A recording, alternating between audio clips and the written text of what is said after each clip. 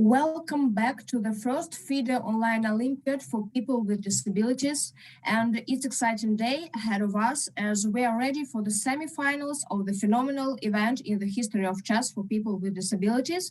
Both of us, me, Polina Torochkova, and my amazing colleague Ulrike Vogel have been involved with FIDE's DIS Commission for quite some time.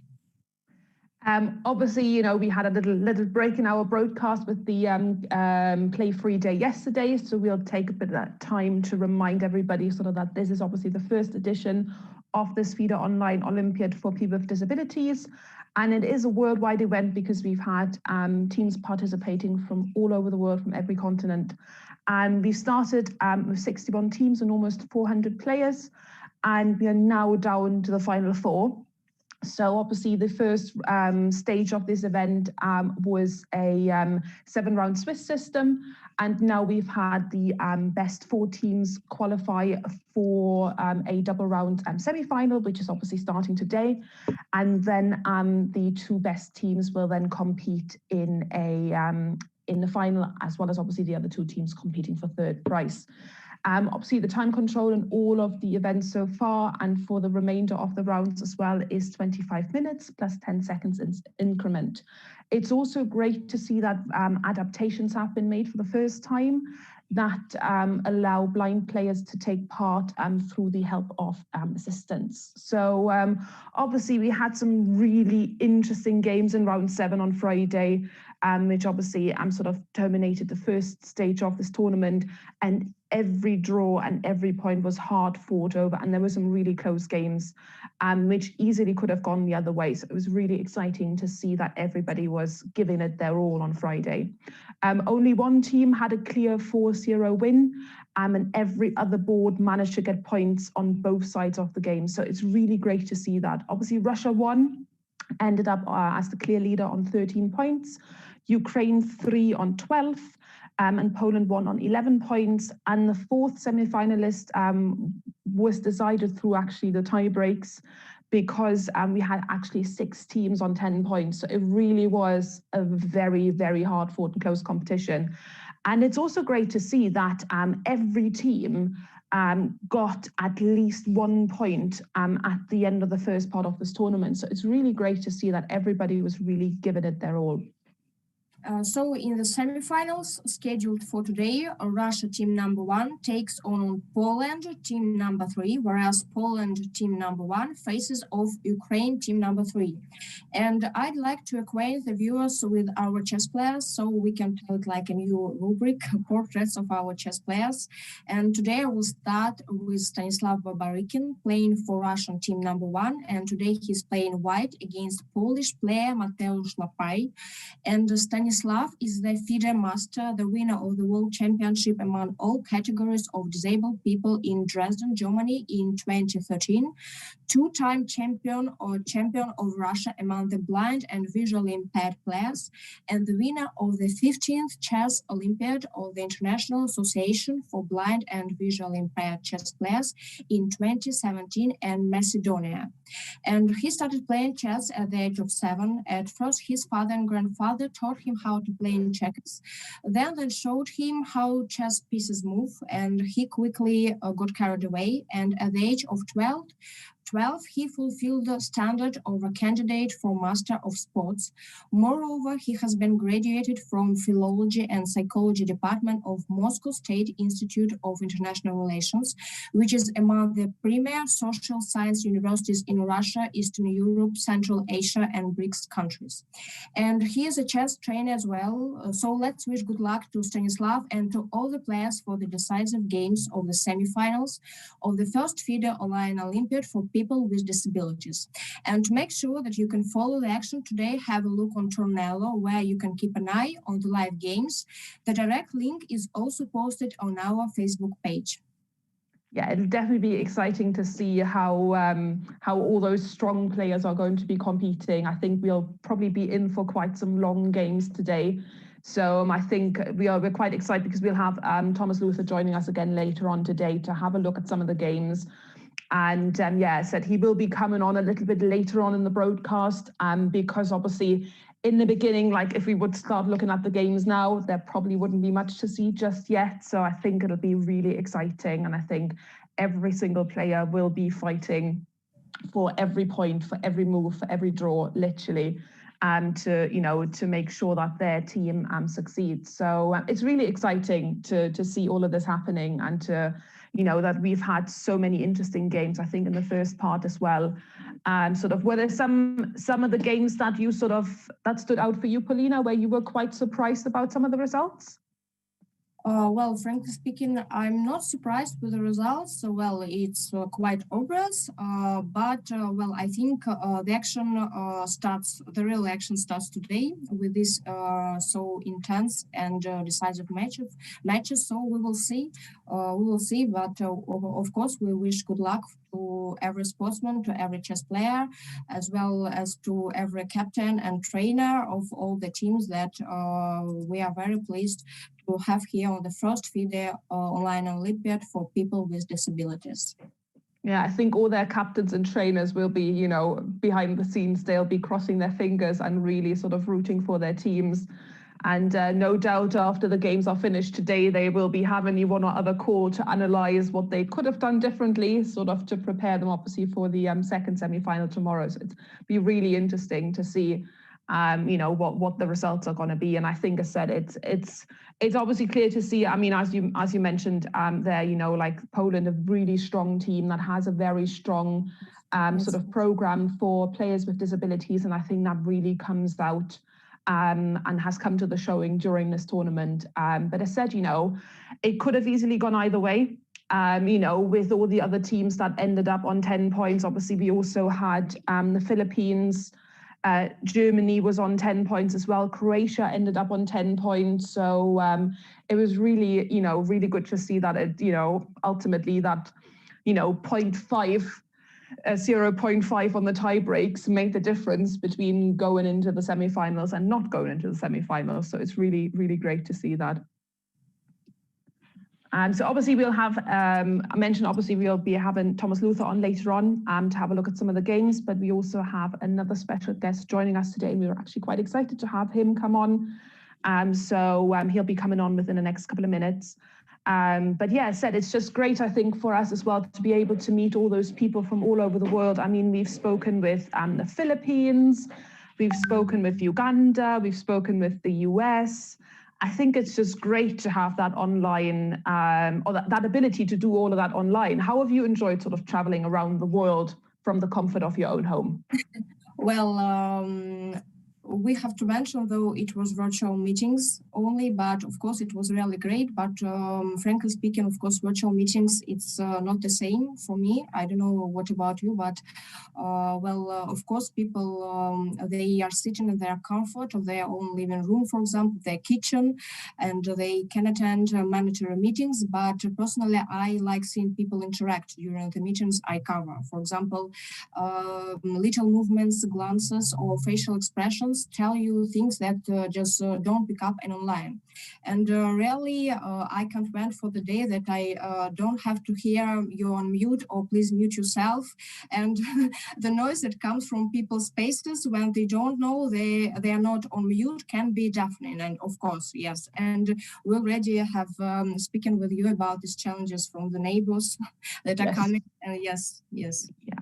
And I think it has been definitely challenging. And as you said, especially with some of the people where we've met them previously at Chess Olympiads, it can actually be quite difficult to not be able to see them in person, but to have to resort to, this online and from far away. So it's definitely, it's great, but I'm totally with you on that. I think we are all just waiting to be able to go back out, or when you're sharing your screen with other people, can everybody see my screen? I think, there's certain phrases that this year we definitely have all gotten a little bit fed up with. So it's been interesting, but also challenging. And I think, it's great, though, that we have that technology. I mean, if something like that would have happened 10, 15 years ago, I think we wouldn't have been able to put anything on like that. We wouldn't be able to communicate here, between the UK and Russia, between the two of us already. So it's definitely made a difference. to us and helped us sort of, just connect and, keep that, because ultimately, like we all are part of this big feeder family. And it's really just great to still be able to keep that spark and that connection going. So as I said, we're just waiting for our special guest to come on. He'll be on in a moment, and we will be back with him very shortly.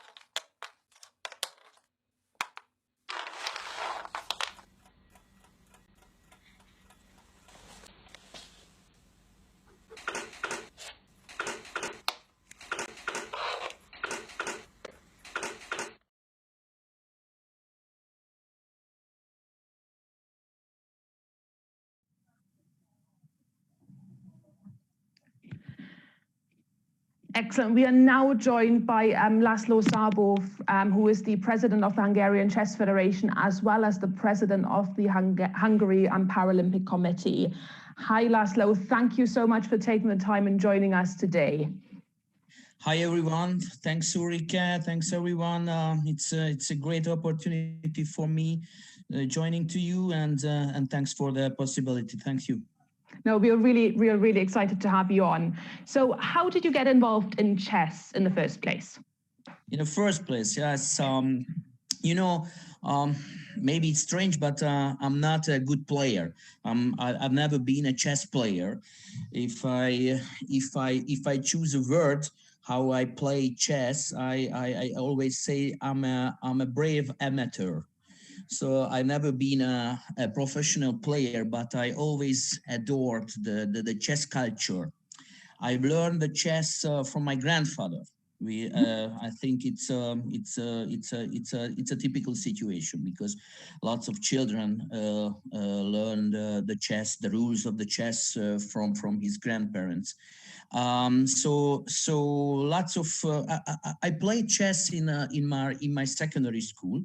I played in the team of my secondary school, and we have some good results in the student Olympics in Hungary, but I never played a higher level in a chess. In the past years, I've worked together with lots of chess clubs and lots of chess players. And 1.5 years ago, when there were elections in the Hungarian Chess Federation, then a lot of chess clubs and chess players asked me to be the president of the Hungarian Chess Federation. So that was the short story. It's interesting to hear as well, sort of to come not as, not necessarily as a strong chess player into it, but I guess, it's an interesting field to be in. Yes. I think a president couldn't have to be a good player, because I don't have to play chess. I have to lead an organization. I have to build connections with the government, with other sport federations, with the Hungarian Olympic Committee, with the economical partners. So I think I don't have to play chess good, because nobody wants me to be a good player. I have to be a good leader. Yeah, no, that makes total sense. And how did you get involved in the Paralympic Committee as well? Yes, it's a little bit longer story, but not so long.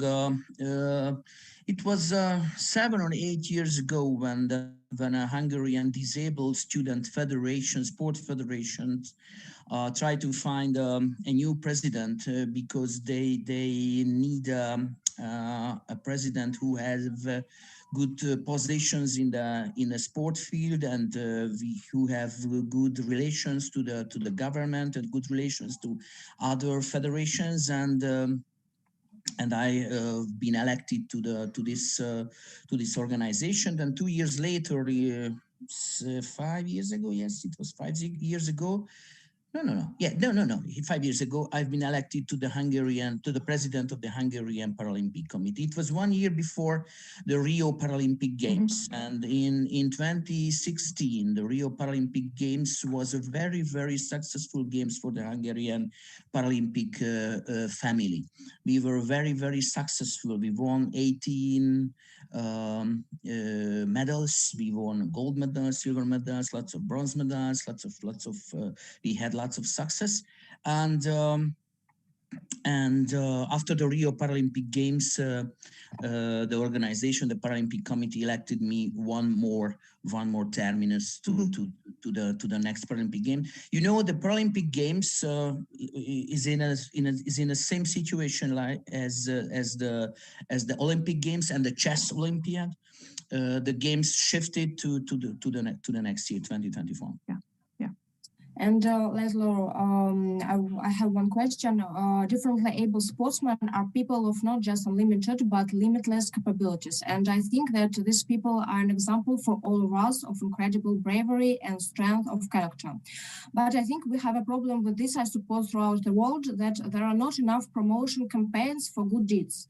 What do you think can be done to cover sports events for people with disabilities on the same level as all the other sport events?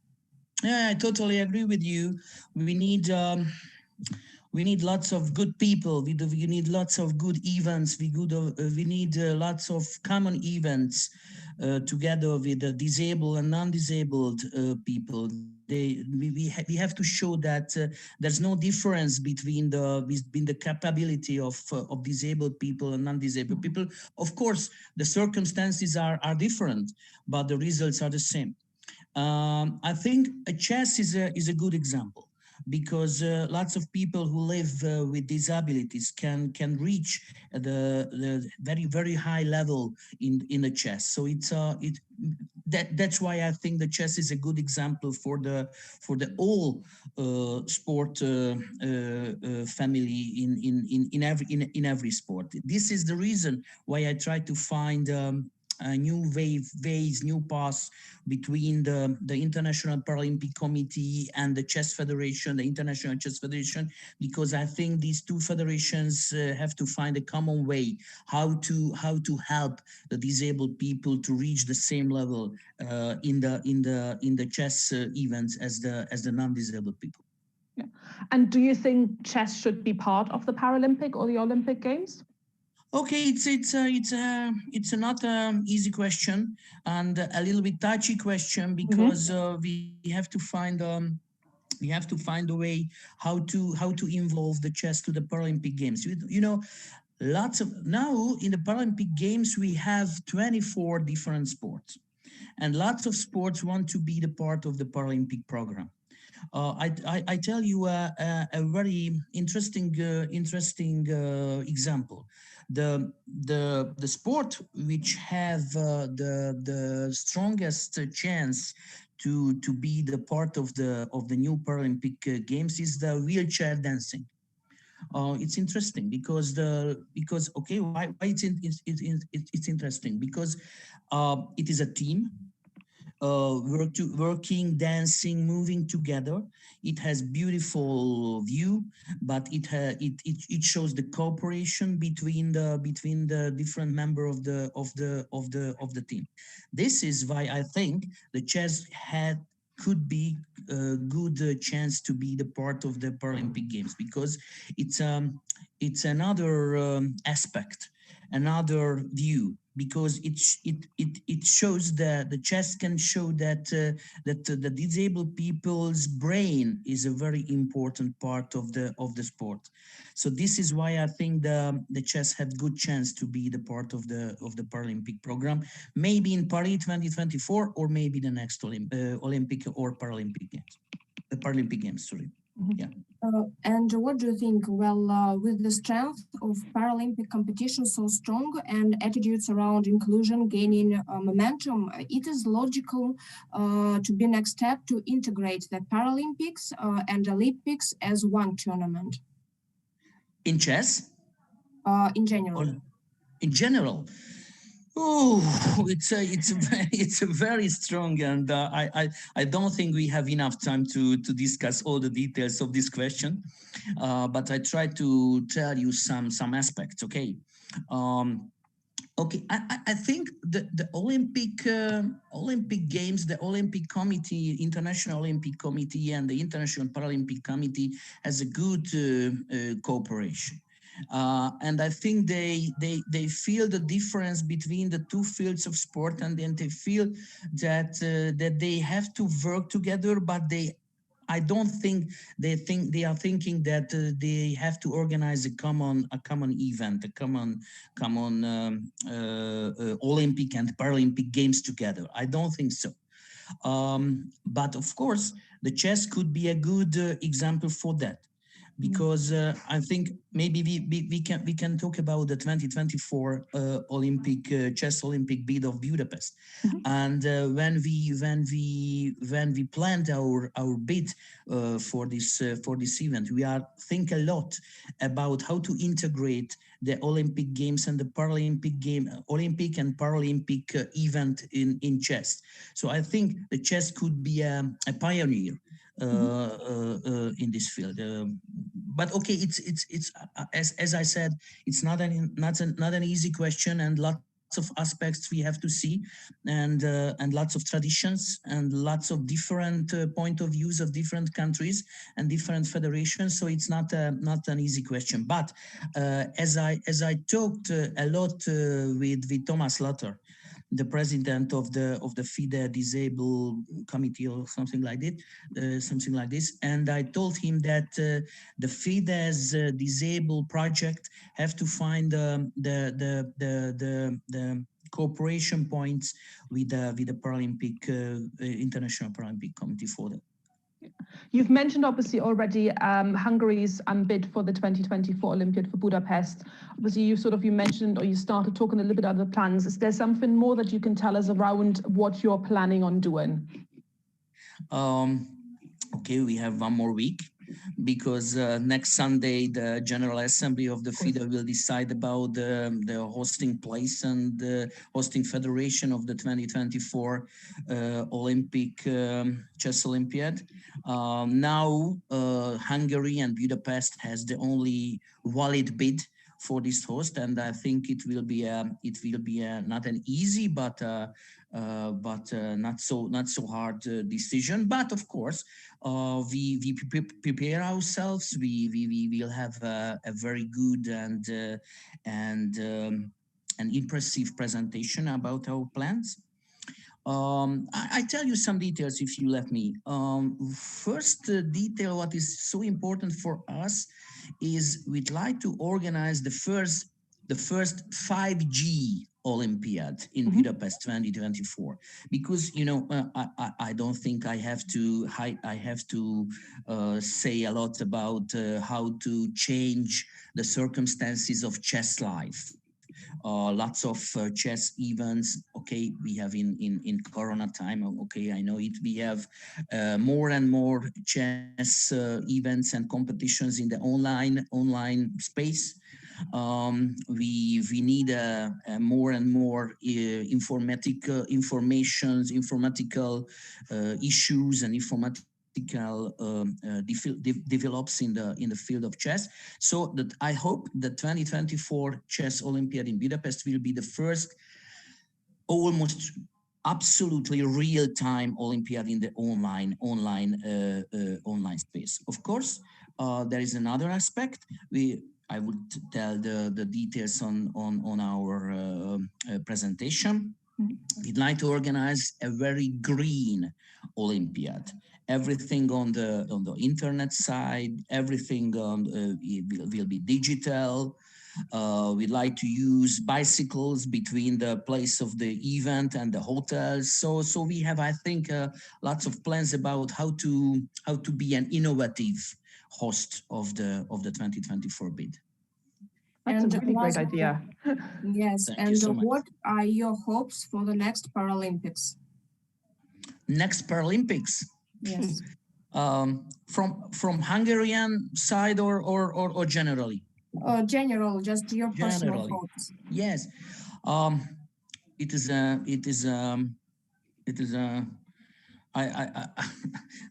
I need a long time to tell you all the details of my answer, but okay. Maybe you will agree with me that that the para sport is one of the most innovative and developing part of the world sport, mainly in the Asian countries. Mainly in China, in Taiwan, in Indonesia, in India, in South Korea, because basically the birthplace of the para sport is in Europe and in the North American countries. But now worldwide, it is a very innovative and very developing part of the sport. So what I'm waiting is a very equal Paralympic Games. Lots of, in Rio, the last Paralympic Games, we had 163 countries participating in Rio Paralympic Games. But what is more important and more interesting, that 83 or 84 countries could won medals in the Paralympic Games. So half of the countries can get medals in the Paralympic Games. That means that I can see a more and more equality between the countries, and I hope this is the road. This is the goals of the all Paralympic community, that more and more countries could join to the successful countries of in parasport. And sort of what are some of the challenges that you've come across when you've been dealing with chess players with disabilities, and how have you worked to overcome them as well?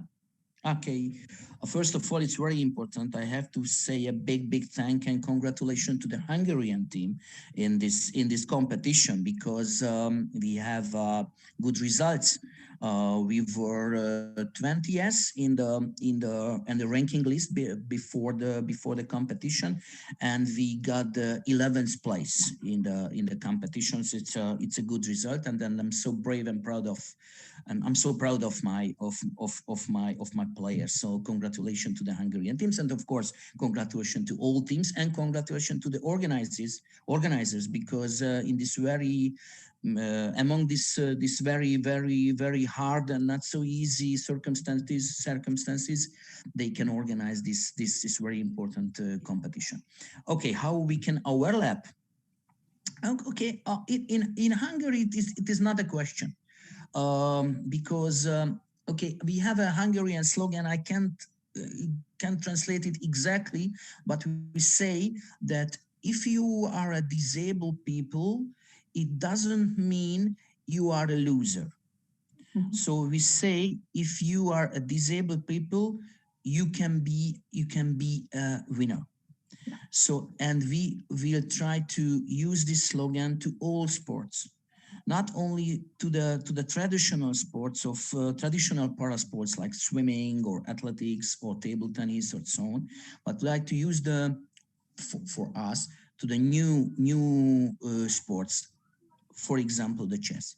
So I like to integrate all the sports from the para side and from the not para side, and I'd like to tell to the old Hungarian society that every sport is for everyone. Every sport is for the disabled people, and every sport is for the not disabled people. I'd like to build an open sport family in Hungary, when everyone can enter to this family. It doesn't matter if you are disabled people or not disabled people. And where do you see para sport in 10, 20 years time? In 10? After 10, 20 years, yes. Okay, you know, I'm the president of the Hungarian Paralympic Committee, and very innovative president, as I can say. So I see parasport in the future at the top. So I work for it. I work for it for every day. It's not so easy, because I don't think if I say a secret, lots of people's brain, in lots of people's brain, we can find barricades. We can find barricades. I always say we have to destroy these barricades, not in the everyday life. We have to destroy these barricades in people's brain. If they are thinking about the disabled people, they are thinking about the parasport, the Paralympic Games, the parasport family all around the world as an equal part of the sport, an equal part of the whole society life. We will get our goals, our aims. I think That's yeah. my credo. That's my main goals. Okay. I think that's actually what some of the guests that we've had earlier on and sort of during the first round. I think a lot of the people, I think the Philippines chess coach, he was saying that along the lines as well, that, you know, it's all in the mind, and if you put your mind to it, you can achieve it. And ultimately, you know, those differences are sort of partially in the mind, isn't it? And it's a really great thing to hear that you're working on sort of breaking down those barriers. Really great to see. And like, what has been the impact of COVID on Paralympic sports and games in general? Where do you see sort of, or how has that impacted not just chess, but sports in general? Mm-hmm. Okay, I don't think I will tell you big news. The whole system of the parasports all around the world destroyed, collapsed. Some days ago we counted with my colleagues the number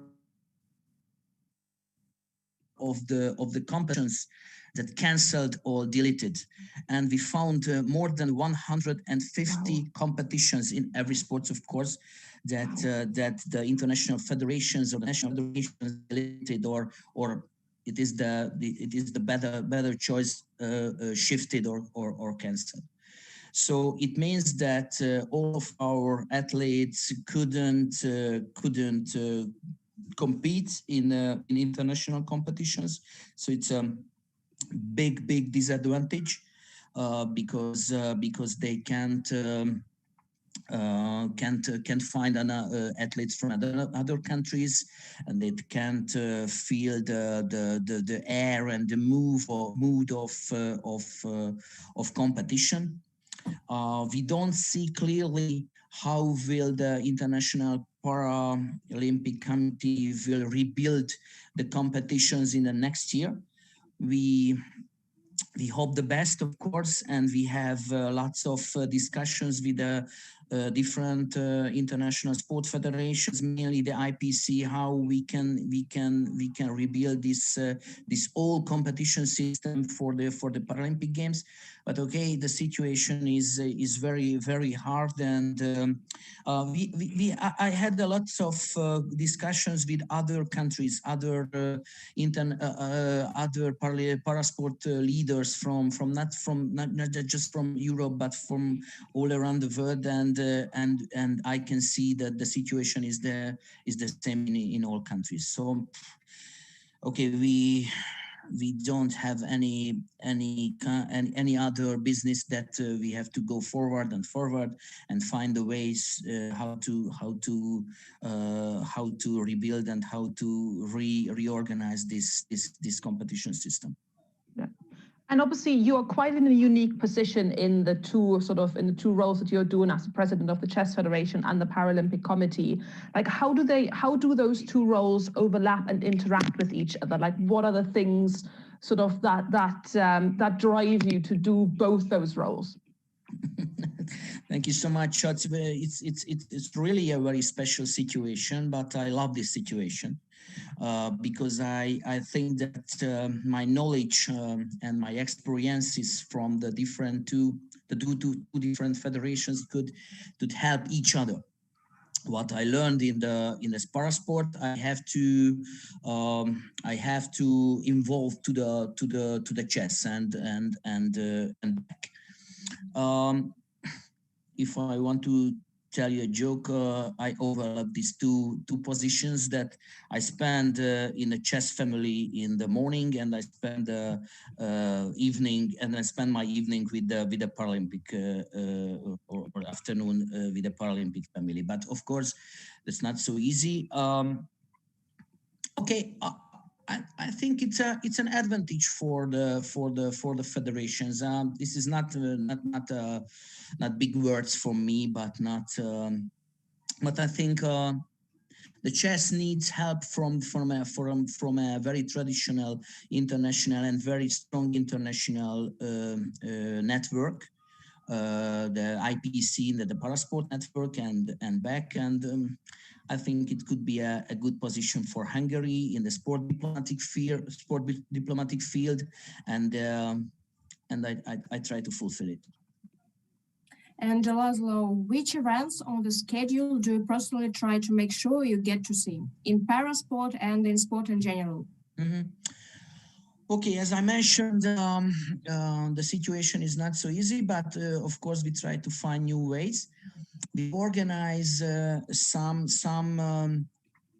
competitions in Hungary between the Hungarian para athletes. It's not the best way, but what we try to organize some home events, home competitions. In the chess, we have lots of innovations. We established a brand new chess online channel on the Twitch. It calls Hello Chess. We have broadcasting every week. It's live broadcast about different competitions, not just from Hungary, but from all around the world. We have lectures in different types and then different themes.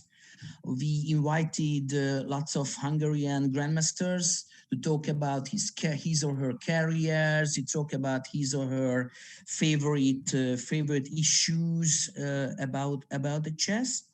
We will broadcast the decision of the FIDE General Assembly next week, because I'd like to send the news of the decision. I hope the good decision about the Hungarian bet to the all Hungarian chess family.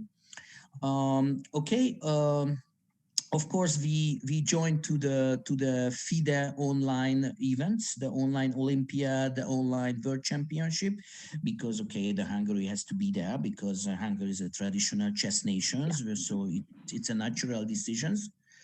We try to find the new ways. We have to survive.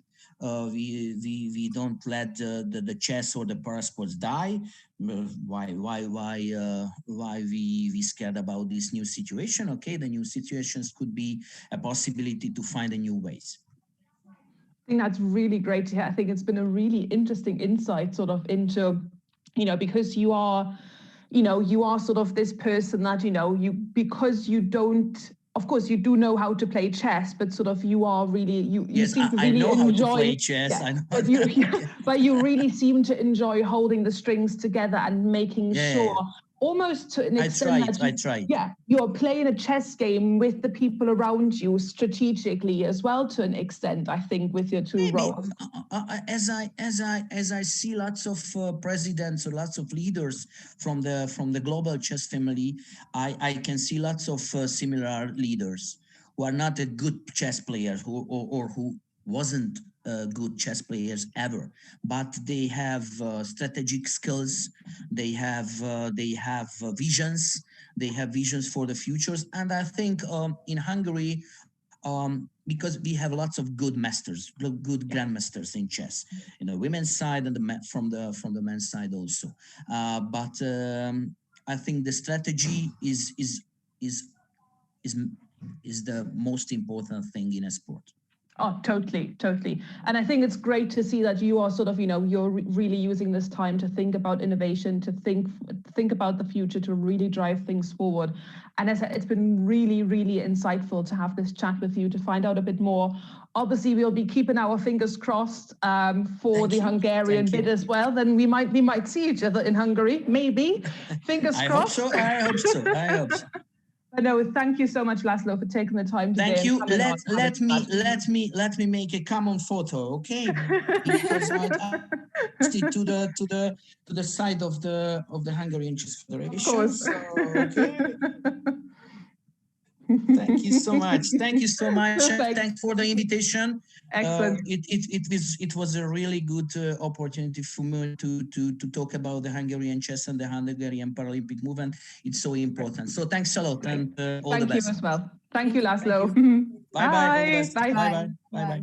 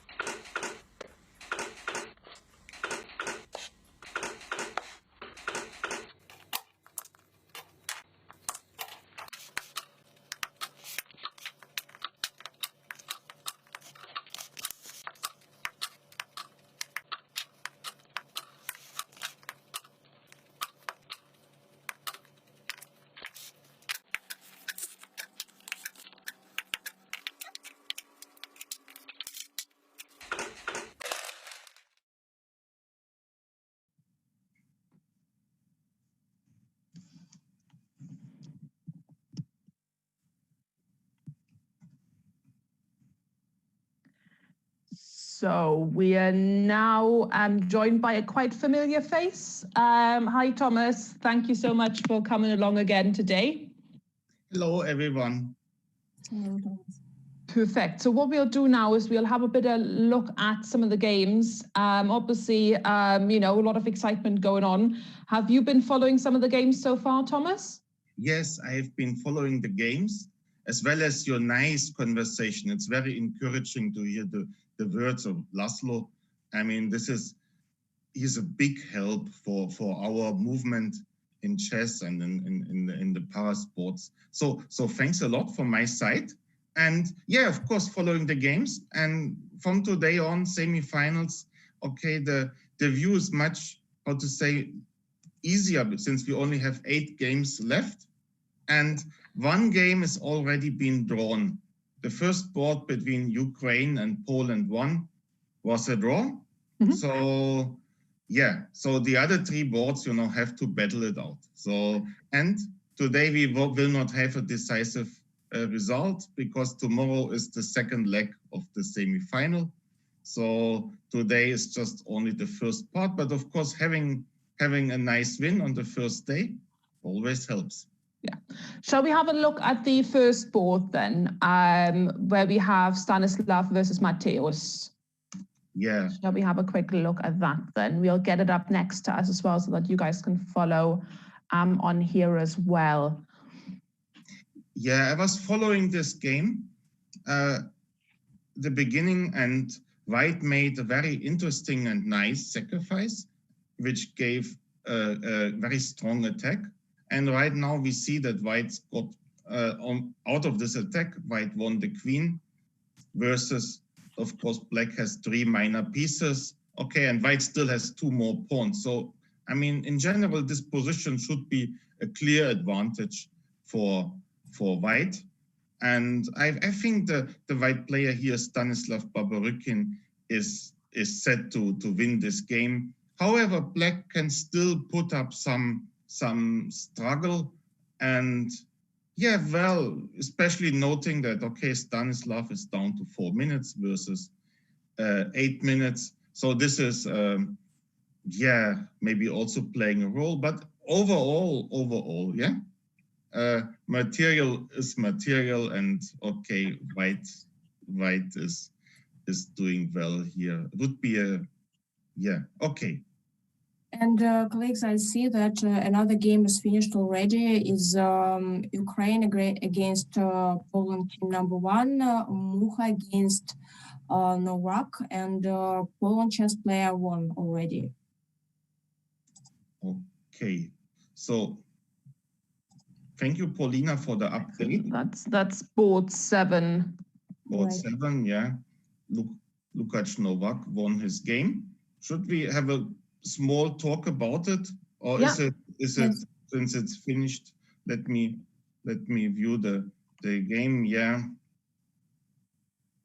Yeah, the final position is there. So where Lukáš Novák has a strong pass pawn, which is going to be promoted, and obviously White is losing the rook for the pawn, which leads to a clear material plus for the Black player. So no need for White to continue. So White resigned. Okay, first decisive result of this match of the day.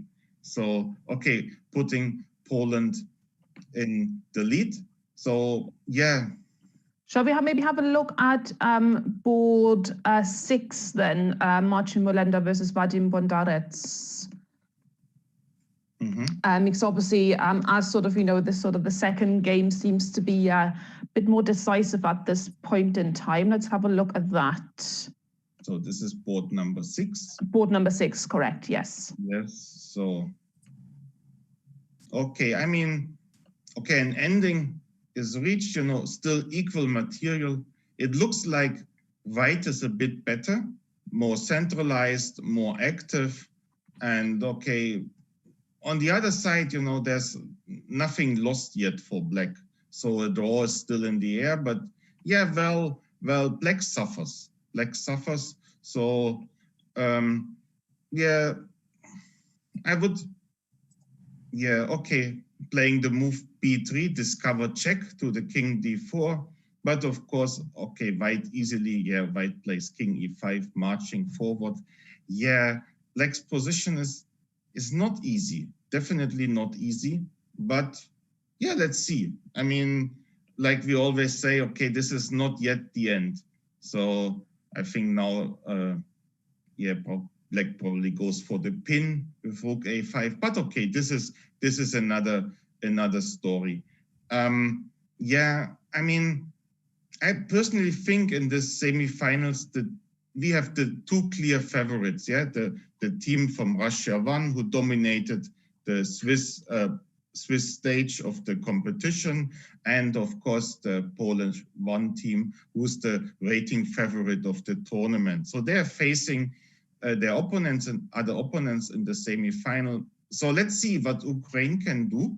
And I mean, yeah, Ukraine is facing a difficult match. I see here also this is a difficult game. Let's look at one more Shall game. we have a look at board 2, because I think they are probably they're on board 2, which is obviously of the Poland versus Russia game. Board 2 on there. Board 2, yeah.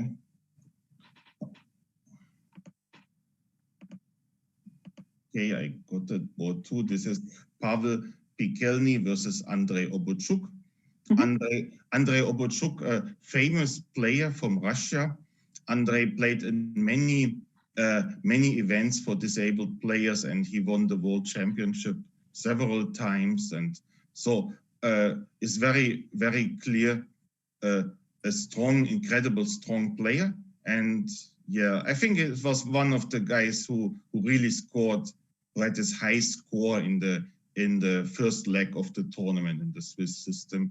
Obviously here he suffers being torn down, but in my opinion, there's enough resources to keep it a draw. So there's nothing lost yet in this position. So it's just, you know, Black has to be careful that the bishop can capture White's pawn in one moment. And yeah, well, draw, in my opinion, the most likely result. But okay, Black has to be careful not to lose in this game. So yeah, let's see. Maybe, yeah, I don't know. I mean, difficult. Yeah, he's facing a very difficult choice now, since he cannot move his king closer to the pawn. Okay, he started playing the bishop to h2 first, so trying to cover the b8 square. But yeah, well, okay, White of course will push his pass pawn. I don't know. It's dangerous for my friend Andrei. He might actually lose this. Yeah, so we will. I suggest we come back, you know, this later on. Of course. But And, yeah. Another game is finished already. It's board number 3, Suslov Yevgeny from Russian team number 1 against Polish chess player Lukashik Zuzanna, and Suslov beat the Polish chess player already. Yeah. Yes. So this is number 3, right? Number 3. Russia leading 1-0. Yeah. But let me use the opportunity to congratulate the Polish Chess Federation. They were bringing 3 strong teams to the event. So they have a great program for disabled players in Poland. And I think they are an example for all of us. So this is possible. And even, you know, with his top player, Marcin Taspier, a blind player who became grandmaster. This is a marvelous achievement, and shows what, you know, good training and good education can bring to players with disabilities. So there's no limitation. Chess is for all of us the same, yeah? This is what I always like to say. So let's have a look at at board 8. Maybe if we have a look at board 8 as well, with Anna Solarczyk versus Katarina Sovietova. Board 8. Board 8, yeah. Just one moment. Yeah. Board number 8.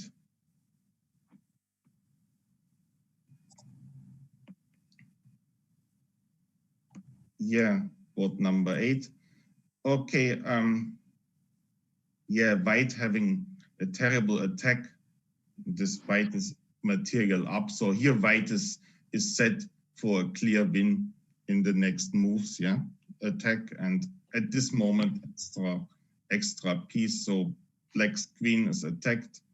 If the queen moves, pawn on h6 will fall, and White is continuing to attack. So this is this probably going to be lost, you know. One might say that black also has only seconds left, but this is only adding up to all the other problems which are there. So this will be a win for white here. So yeah. Okay, let's change, go to another game. It's my suggestion. Yeah, white will win here. This is what I would suggest. Yeah. So which board? Oh, we've just had another decision on board 4, where Marina Kajdanovic has just lost. Yes, this game is finished as well. Yeah. Yeah, this is the Shall we have another look at the top board? Yeah, top board. Yeah. Okay, so now it's 1-1. Russia versus Poland 3. Okay, I mean, really, like I said, Poland, they are having a great program. Yeah, bringing so many good players. Amazing. Yeah. Okay, we see it's finished. Top board. Stanislav. Yes. Yes. So the only the second board is still playing. I suggest we go to Pavel Pikelny versus Andrei Obuchuk quickly, because we saw that already. And yeah, not much has changed in this moment. And yeah, we see, and here we see a typical endgame position. The bishop is covering the promotion square for the of the pawn, yeah? And so white can never queen. So the knight is desperately trying to block the bishop on this diagonal, but it's never easy for the knight. So yeah, my feeling is that this will be a draw, but white will try a lot of moves, and usually this kind of games or endings, they are decided, if it's a draw, then it's by 50 move rule. The 50 move rule is like, if 50 moves, no pawn is moved or pieces are exchanged, the game is declared a draw. And white has all this 49 moves time to try something, to put up traps and everything. So we will see a long game here. And now, okay, the move b6, b7 was played move 61. So we can see a game going more than 100 moves here. And it's only fair for white to try the best. So knight b5, you see the position, knight wants to block the bishop. And this is the moment where the bishop should just go to b8 and block the pawn directly. So I'm sure Andrei Obuchuk will play this move. And of course, he has enough time to think about it. Obviously, only black can make mistakes. Okay, the move came. So it seems like this game will go on for another time. And I suggest we go to another game and we return later to this. Yeah, we will see this very, very long fight in this game. I think the only other game that is actually still going on is on board 6, because we've had a decision and a win for Anna on board 8 versus Katarina. So so we've literally just got those 2 games on board 2 and board 6. So shall we have another look at board 6 then? Yeah, okay, board 6 we will look.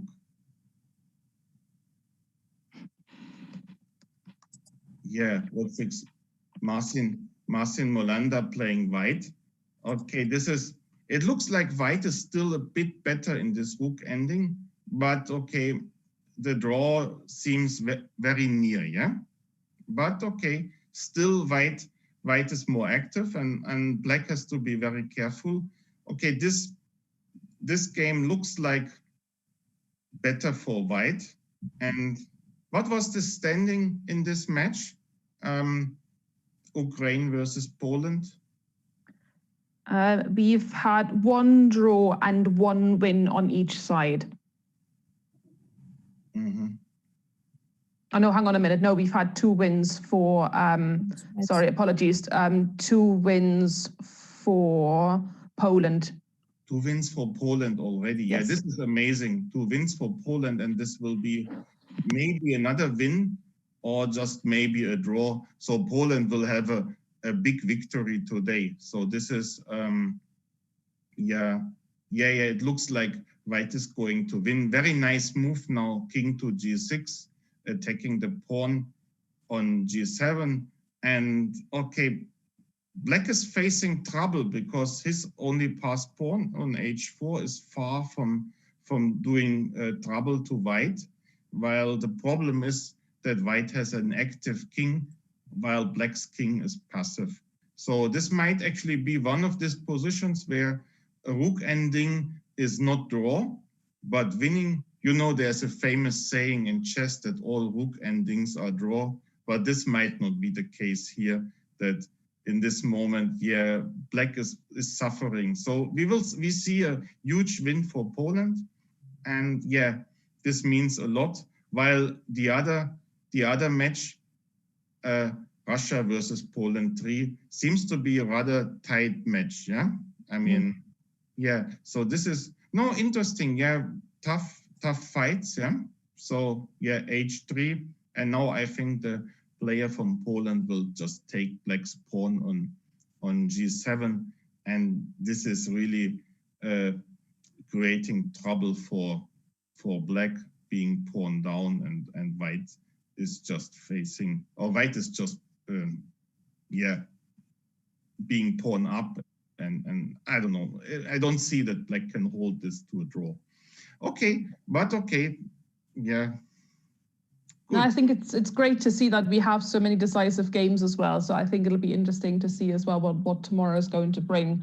Obviously, it is quite a close competition. So so it's definitely, I think we're very much looking forward to seeing how this whole thing is going to shape up tomorrow. So, but yeah. Yeah. So we see that the favorites winning. I mean, we can just go briefly back to board number 2, if you like. If there's any change. There is no change at the board at this point in time. We're literally pretty much, I think, on move 72 now. Yes, so yeah. Yeah. So this is, yeah, like I said, it's the full right of the player with an advantageous position to try all the 50 moves. And since there is an increment of 10 seconds every move, it is there's also no issue for competitive reasons. Both sides have always enough time to think about the position and come up with a good and correct move.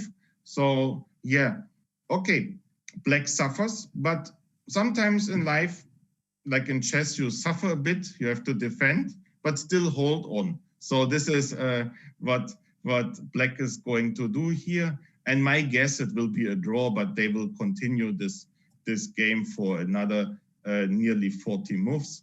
And yeah, then it will be draw. But we see that both of the favorites, like Russia team and Poland won, they are winning their matches. So they are, going with an advantage in the second leg of the semifinals tomorrow.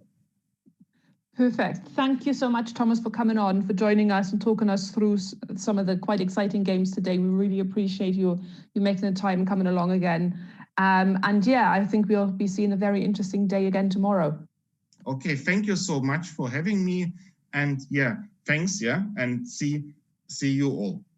Thank you, Thomas. So today we had the first part of the semi-final of the first FIDE Online Olympiad for people with disabilities. Make sure you tune in for tomorrow, as we have got some very anticipated games coming in. So bye everyone, thank you for watching. Thank you, see you tomorrow. See you.